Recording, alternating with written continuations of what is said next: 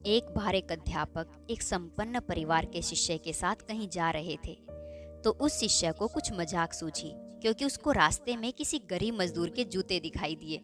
उसने अध्यापक से कहा, गुरुजी, अगर हम इन जूतों को कहीं छुपा दे तो कितना मजा आएगा। देखते हैं कि मजदूर पर इसका क्या असर पड़ता है। अब उसको तो मजाक सूझ रहा था, लेकिन गुरुजी ने कहा कि नहीं, गरीब इंसान के साथ इस तरह का भद्दा मजाक करना ठीक नहीं होगा। उसने कहा, क्यों ना हम इन जूतों में कुछ सिक्के डाल दें और देखें कि इसका इस गरीब मजदूर पर क्या प्रभाव पड़ता है। उन्होंने ऐसा ही किया। जैसे ही मजदूर अपना काम करके लौटा और उसने एक पांव अपने जूते में डाला तो उसको कुछ कठोर सा महसूस हुआ। उसने अंदर हाथ डाला तो उसको कुछ सिक्के दिखाई दिए। वह थोड़ा आश्चर्य में पड़ गया। आसपास किसी को देखा तो कोई भी दिखाई नहीं दिया। वापस उसने दूसरा पैर अपने जूते में डाला और फिर से उसको उसमें भी कुछ सिक्के दिखाई दिए।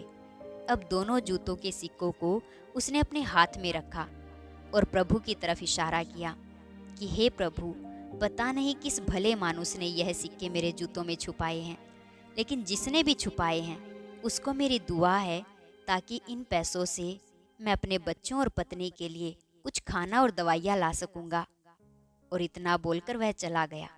इस बात को शिष्य और अध्यापक दोनों सुन रहे थे।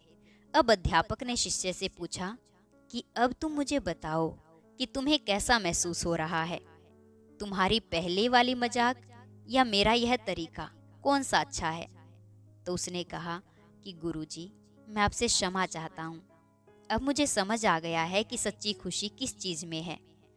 जब हम किसी का मजाक उड़ाते हैं तो हमें कुछ पल का आनंद मिलता है, लेकिन इससे हमें कहीं ना कहीं बद्दुआ भी मिल जाती है।